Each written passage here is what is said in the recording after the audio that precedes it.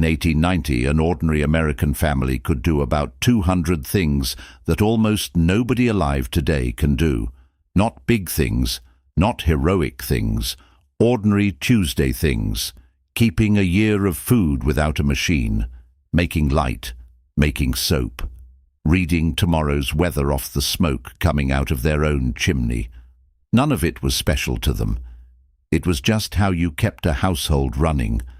And then, in the space of about 2 generations, we handed all of it over, to a store, to a machine, to a company. And the strange part is that we did not decide to forget. Nobody voted on it. We just stopped needing it on a Tuesday. And then one day we could not do it at all, except in one place. The Amish never handed it over. They are not doing history for tourists. They are using these things this morning, because for them it never stopped being the practical answer. So today I have got 25 of them. Every one of them real, every one of them still works, and most of them cost you nothing but knowing how. Some of these are just interesting, but a few of them are the kind of thing you will actually go do this weekend. Number 11 will let you keep 2 dozen eggs on a shelf at room temperature for a full year without a refrigerator, using something that costs about $4. It is not a trick, and it is not illegal. It is just a piece of chemistry that your great-grandmother knew and your mother never learned. And number 23 is the reason a barn built in 1870 is still standing straight, while a garage built in 1990 is already sagging. Let us get into it. Number 1, the spring house.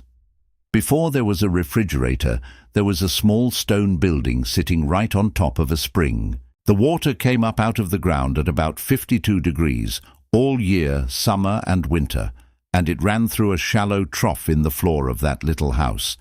You set your milk cans and your butter crocks down in the running water, and the ground did the work. Now understand why that works, because it is not just cold water. Running water pulls heat out of a container far faster than still air does. The same reason a cold wind cuts through you worse than cold air. So a spring house was not a cool room. It was an actively cooled room, running on nothing but gravity and the temperature of the earth. If you have got a cold running creek on your property, you already own most of a refrigerator. And if you have got a cellar, you own the other half. Number 2, root vegetables buried in damp sand. You cannot just throw carrots on a shelf. They go limp in a week, because a carrot is mostly water and dry air pulls it right out. So they packed them. A wooden crate, a layer of slightly damp sand, a layer of carrots not touching each other. More sand, more carrots. Same for beets, turnips and parsnips. Then that crate went into the coldest corner of the cellar. The sand does 2 jobs at once. It holds humidity right up against the vegetable so it cannot dry out, and it keeps each carrot from touching its neighbor. So if one goes bad, it cannot spread. Carrots packed that way in October were still crisp in March. No power, no plastic. A crate and a bucket of sand. Number 3. Storing apples so one does not take the whole barrel. You have heard the saying about one bad apple spoiling the bunch. That is not a metaphor. That is a chemical fact, and the old farmers knew it long before anybody had a word for it. A ripening apple gives off ethylene gas. Ethylene tells every other apple nearby to ripen faster, and once one starts to rot, the whole barrel goes over in days.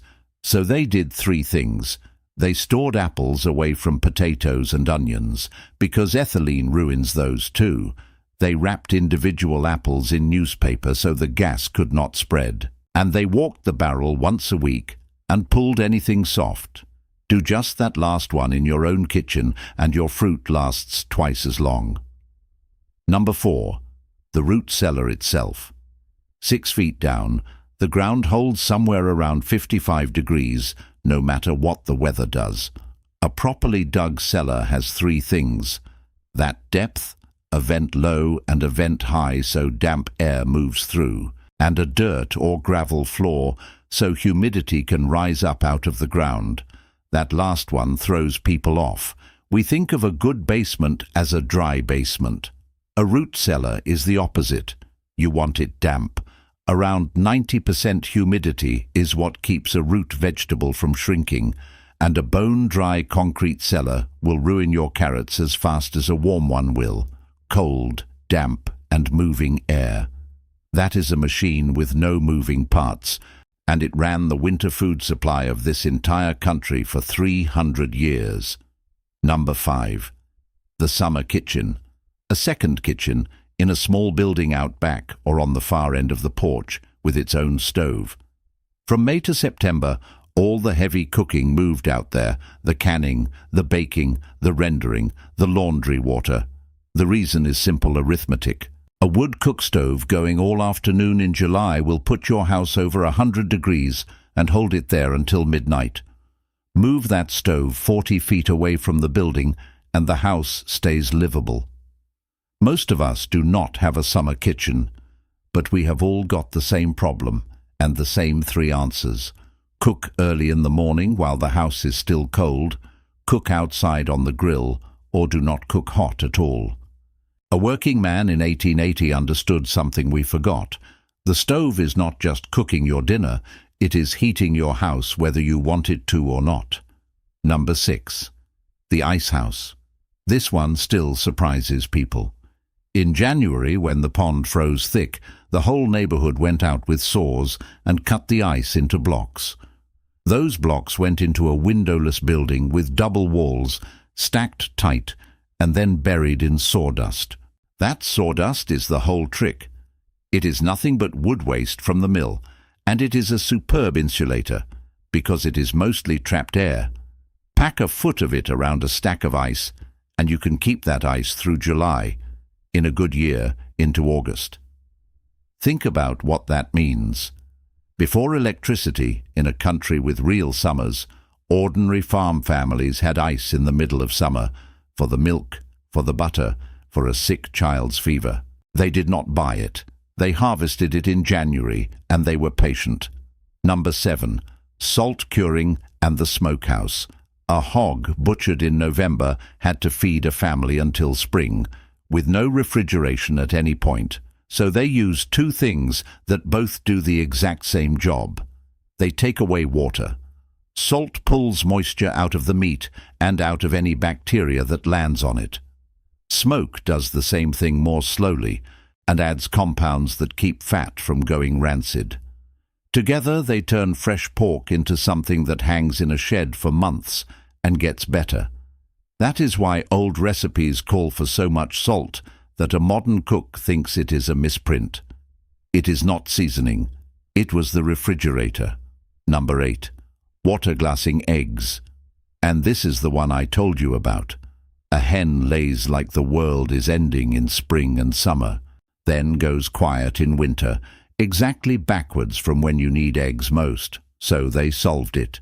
Here is the whole method.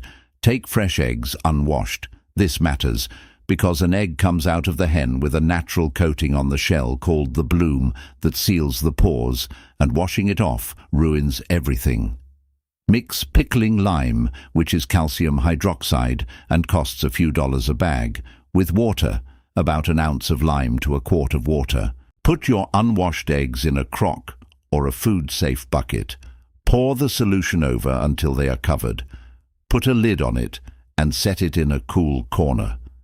The lime solution seals the shell and makes the water alkaline, and bacteria will not grow in it. Those eggs stay good for a year or more. Rinse before you use them, and use them for baking and scrambling rather than poaching, because the whites go a little thin over time.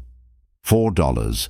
4 minutes, a year of eggs on a shelf, and nearly nobody under 70 has heard of it. Number 9. Sourdough as the only bread there was. There was no packet of yeast at the store, so the leavening was a jar of flour and water sitting on the back of the counter, catching the wild yeast that is already in the air and in the flour itself, and feeding it a spoonful every day. That jar was a household possession. Women carried starters across the country in covered wagons, wrapped up to keep them from freezing. Some Amish families are baking today off a starter that has been alive and fed continuously for over 100 years. And it makes better bread because the long, slow fermentation breaks down things in the flour that a fast commercial yeast never touches. It keeps longer, it digests easier, and it costs nothing but flour and attention. Number 10. Making vinegar out of what you were throwing away. Apple peels and cores, the parts nobody eats, went into a crock with water and a spoonful of sugar, covered with a cloth so it could breathe, but flies could not get in. In a couple of weeks it turns to a weak cider. Leave it longer, and a pale rubbery disc forms on top. That is the mother, a colony of bacteria turning the alcohol into acetic acid. 6 to 8 weeks and you have vinegar. Free, out of garbage. And that vinegar ran half the house, cleaning windows, rinsing hair, cutting grease, pickling every cucumber in the garden, softening laundry. Nobody bought a bottle of anything because the apple peels made it. Number 11. Lye soap from wood ash. Every fire in the house made ash. Pour water slowly through hardwood ash in a barrel with a hole in the bottom, and what drips out is lye, a strong alkaline solution. Cook that together with rendered animal fat, which they had plenty of, and the two chemically change into soap. That reaction is called saponification, and it is exactly how every bar of soap on the store shelf is still made today. They tested the strength of the lye by floating an egg in it. If the egg floated with a spot the size of a nickel showing above the surface, it was right. Now I will say plainly, real lye is caustic and will burn you, and this is not a casual afternoon project with grandchildren around, but understand what it means. They made soap out of a fire and a dead hog, and they never bought a bar in their lives. Number 12. Everything else wood ash does. Once you have ash, you find out it is one of the most useful things on a farm. Sprinkled on ice, it gives traction, and it darkens the ice so the sun melts it faster. And unlike salt, it does not eat your concrete or kill the grass along the walk. A damp rag dipped in fine ash scours a glass fireplace door and blackened pots better than most powders you can buy. Spread thin on the garden, it raises the pH of sour soil the same way garden lime does. A ring of dry ash around a plant stem discourages slugs because they will not cross it. 1 fire, 4 jobs, and every one of those jobs is something we now drive to town and buy in a plastic jug. Number 13. Whitewash. Go inside any old barn and the interior is white. That is not paint, and it was not for looks. It is whitewash, slaked lime and water, sometimes with a little salt, and it costs almost nothing. It does 3 things at once. It is alkaline enough to discourage mold and mildew on the wood. It brightens a dark barn dramatically, so a man could work in there without a lamp, which mattered when a lamp meant an open flame in a building full of hay, and it seals the wood surface against moisture. It has to be redone every few years. That was fine. The material was dirt cheap, and the work was a spring chore for the young ones. Cheap, breathable, and it does a job modern paint does not do. Number 14. Candles from tallow. Nothing from a butchered animal was wasted, and the hard fat was among the most valuable parts. Rendered slowly, strained, and it becomes tallow, a clean white solid. Dip a cotton wick in melted tallow, pull it out, let it cool, dip again. 40 or 50 times, and each pass adds another layer until you have a candle. Children did the dipping. It was an evening's work by the fire, and it made the light for the whole winter. The lesson is bigger than candles. A modern household throws away the byproducts. That household turned the byproducts into the things it would otherwise have to buy. Nothing was waste, because waste was just something you had not figured out yet. Number 15. Fire in under a minute with char cloth. Before matches were cheap, you needed a way to catch a spark, and a spark is a very small amount of heat. Regular cloth will not catch it, so they made char cloth. Take a scrap of 100% cotton, put it in a small metal tin with a pinhole in the lid, and set the tin in the fire. The cloth cooks without burning because there is no oxygen inside, and it comes out black and fragile. That charred cotton will catch a spark from flint and steel instantly and hold a coal. Drop that coal into a nest of dry grass, blow gently, and you have flame. Every farmhouse had a tinder box with flint, steel and char cloth in it. That was the equivalent of a lighter, and it never ran out, because you made more from any old shirt. Number 16. Cast iron that outlives you. A cast iron pan is not seasoned by magic. Fat is baked onto the iron at high heat until it polymerizes. It stops being a grease and becomes a hard, slick coating bonded to the metal. That is why an old skillet is black and glassy and nothing sticks to it, which tells you what actually ruins one. Not soap, particularly. Water sitting in it. A pan put away damp rusts from the inside of that coating outward. So the rule in every farmhouse was, wipe it hot, dry it on the stove until the last of the water steams off, wipe a trace of fat over it, hang it up. That is the whole ritual, and it is why a skillet from 1890 is still the best pan in somebody's kitchen today. There is not a non-stick pan made this year that will still be working in 5. Number 17. Firewood and the mistake that burns houses down. Green wood is close to half water. Burn it and most of your heat goes into boiling that water out. And the smoke goes up the chimney cool and wet, and it condenses on the inside as creosote. Creosote is what chimney fires are made of, so they cut a year ahead. Always. Wood split and stacked this spring is for next winter, never this one. Split first, because a split face dries 10 times faster than bark. Stack it up off the ground on rails, in single rows with air between them, not in a big pile. And leave the top covered but the sides wide open so the wind can work. A man who was burning wood he cut last month was a man in trouble, and everybody knew it by looking at his chimney. Number 18. The scythe, and why it is not about strength. Watch someone who knows how, and it looks effortless. Watch a modern man try it, and he is exhausted in 5 minutes and has torn up half the field. 3 things they knew. First, a scythe blade is not sharpened like a knife, it is peened. You lay the edge on a small anvil and tap it with a hammer, stretching the metal thinner and thinner until the edge is like paper. Then you only hone it with a stone. Second, you mow at dawn, while the dew is still on, because wet grass cuts clean and dry grass folds over. Third, the motion comes from the hips, not the arms. You are turning your whole body, and the blade travels flat, just skimming the ground. Sharp blade, wet grass, twist from the middle. An old man could outcut 3 young ones all morning. Number 19. Reading tomorrow's weather off your own chimney. Before a forecast existed, you read pressure, and smoke is a pressure gauge you already own. When the air pressure is high, smoke goes up straight and keeps climbing. That means fair weather holding. When pressure drops and moisture rises, smoke leaves the chimney and then flattens out and hangs low over the yard or curls back down toward the ground.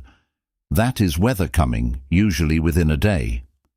Same reason the old folks said sound carries farther before a storm, and that a ring around the moon means rain.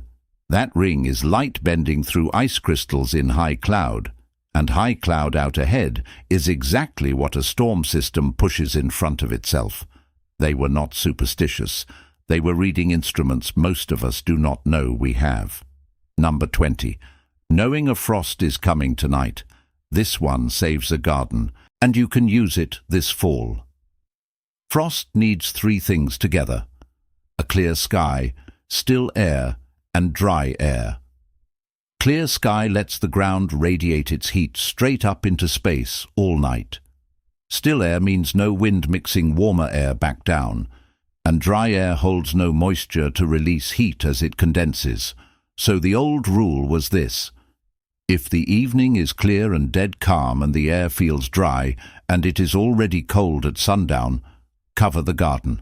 But if there is cloud cover, or a breeze, or heavy dew already forming on the grass, you can sleep easy, because dew forming actually releases heat and protects the plants. Clear, calm and dry, cover it. Cloudy, breezy or wet, leave it be. Number 21. Keeping bugs out of the grain bin. Flour and grain came in 100 pounds at a time and had to sit for months. And weevils are already in there. The eggs come in with the grain from the field. Cold and dryness were the first defense, so bins were kept in the coolest, driest spot. Then they laid whole bay leaves in among the flour, a few every layer. It is one of the oldest storage tricks there is, and it costs almost nothing to try. And here is the one that actually does the heavy lifting. Keep it in a sealed container, not a paper sack. The reason a modern kitchen gets moths in the pantry is that everything is in cardboard and paper, which a bug walks straight through. A glass jar with a real lid ends it. Number 22. The straw tick mattress, refreshed every harvest. A mattress was a big cloth sack, the tick, stuffed with straw from the threshing, and every year at harvest you emptied it, washed the cover, and filled it with fresh straw. Think about what that solves. You slept on something clean and new every single year. Bed bugs and mites had nowhere permanent to live, because the whole habitat was replaced annually, and the old straw went in the fire. And it cost nothing, because you already grew it. We sleep on the same mattress for 15 years and think of that as normal. Number 23. Wooden pegs instead of nails, and why that barn is still standing. Here is the answer to the one I promised you at the start. Old barns are joined by mortise and tenon. A tongue cut on the end of one beam drops into a slot cut in another, and then a wooden peg, called a trunnel, is driven through the joint to lock it. No nails in the frame at all. Two reasons that outlasts modern framing. A wooden peg moves with the timber. Wood swells in damp weather and shrinks in dry all year, forever. And a steel nail cannot move with it, so it works itself loose over decades and the joint gets sloppy. A wooden peg swells and shrinks at the same rate as everything around it, so the joint stays tight for a century and a half. And second, the joint carries the load through the shape of the wood itself, not through the fastener. The peg only stops it from pulling apart. That is why a barn from 1870 stands square, and a shed from 1990 leans. Number 24. The barn raising, which was not charity. Everybody has seen the picture, the whole community putting up a barn in a day. What most people miss is that it was not generosity, it was a system. There was no cash, no bank loan and no contractor, so the community ran on an unwritten ledger. You showed up for his barn, and every man there knew that when your turn came, 40 men would show up for yours. Nobody counted out loud, and nobody had to, because everybody remembered. It was insurance, and it was a bank, and it was a labor force, and it was paid in the only currency they had, which was showing up. A man who did not show up was not fined. He simply found out years later how few people came when he needed them. That is a technology, and we lost that one worse than we lost any of the others. Number 25. The weed in your yard that stops the itch.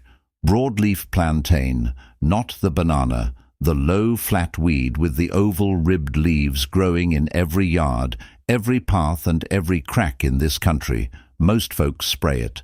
For centuries it was the first thing you reached for on a bee sting, a mosquito bite or nettle.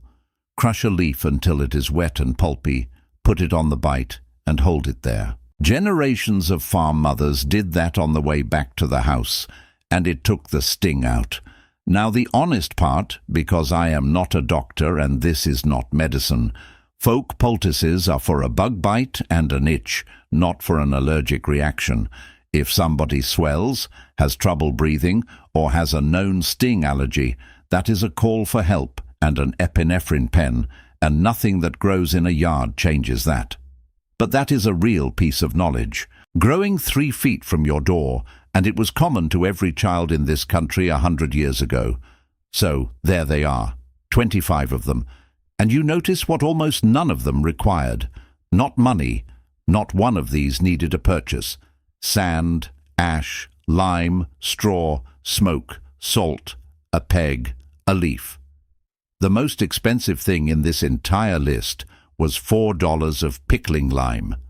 What they required instead was knowing that a spring house cools by moving water, knowing that a carrot dies of thirst, not of cold, knowing that a wooden peg breathes with the beam and a steel nail cannot. Every single one of these is a small piece of understanding about how the physical world actually behaves, and once you have it, it never wears out and nobody can raise the price on it. That is the real thing we handed over, not the skills. The habit of understanding what is going on around us.